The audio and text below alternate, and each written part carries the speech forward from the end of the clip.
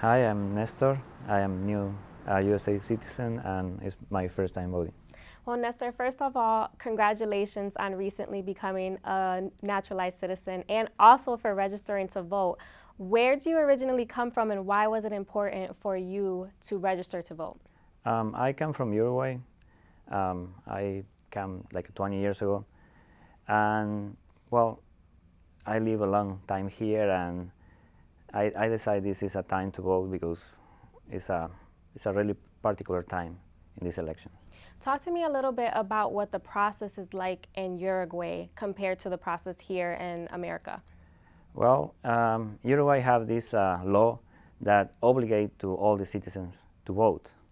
After you have 18 years old, you get your credentials to vote, and after that, you are obligated to vote. And what happens if you don't vote? Well, you have fees, like if you apply for a job or something like that, they charge you for something, or you can get a job if you don't vote. You need to pay the fee first. So let's talk a little bit about how you were able to decide on who you were going to vote for. Were there things from each candidate that you liked and disliked, and what were those things? It's tough, you know. I live a lot of time here and I never feel the necessity to go to vote. This is a particular time, and yes, I consider myself a Republican. I agree with the values of the Republican Party. But in my point of view, this is not a candidate for the Republican Party. And that's decided to me to vote to the Democrat Party. What were the reasons behind that switch? I think the most important part was how was before I live here, before I come in here, and how is right now. I never see before the division what we have right now. That's the motor what impulsed me to vote. That's the most important thing what I feel was. And what are some of the values that our current president has right now that you do like? Well, like the Republicans, we are pro-life, for example, and I don't agree with anything about economy. I think he do a great job in economy. And for the Democratic side, what are some of those values that you really like that made you vote in that direction for this election? Well, in this particular time, I think the most attached value what I feel to the Democratic Party is the immigration part. I live a lot of years here. I was an immigrant, and I know stuff for immigrants. And the presidents have an attitude against the immigrant, what I don't agree with him. And what are some ways that you inform yourself about all these issues? Because I think especially during these times with technology and the internet, we have an abundance of information all the time. So what are your sources to hear both sides and make an informed decision on your part? Most of the time, I watch the news for a long period of time. But now, watch the news is not the same thing what was before. You have opposite Trumps or you have full-time Trump supporters.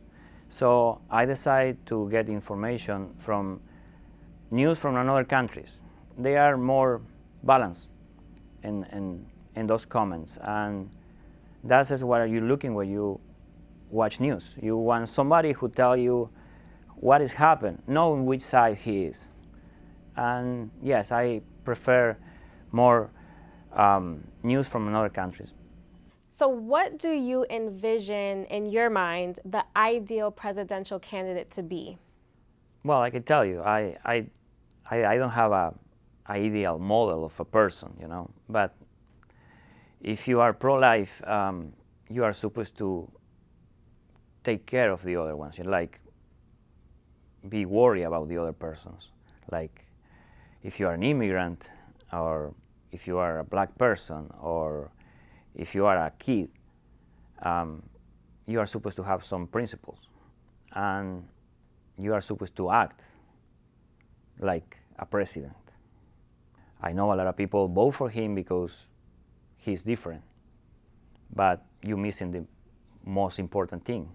You need to be political in the exterior, in here, with your neighbors, and with the minorities. You are supposed to be a better person. And I don't have names, or I don't have, maybe if that happened in another time, I don't vote, like I tell you before. But right now, I see all those things missing. You mentioned a little bit earlier that in previous years you never felt the necessity to vote as much as you do for this election. Mm-hmm. So what advice would you have for other people that you may know that feel the same way that you did before and that might not be wanting to vote? I think this time is special. We don't live that before. I don't think so. Nobody has the necessity to know if need go to vote or not. I think everybody need go to vote, even if you support Trump or support Biden. Go and vote. And you already actually voted.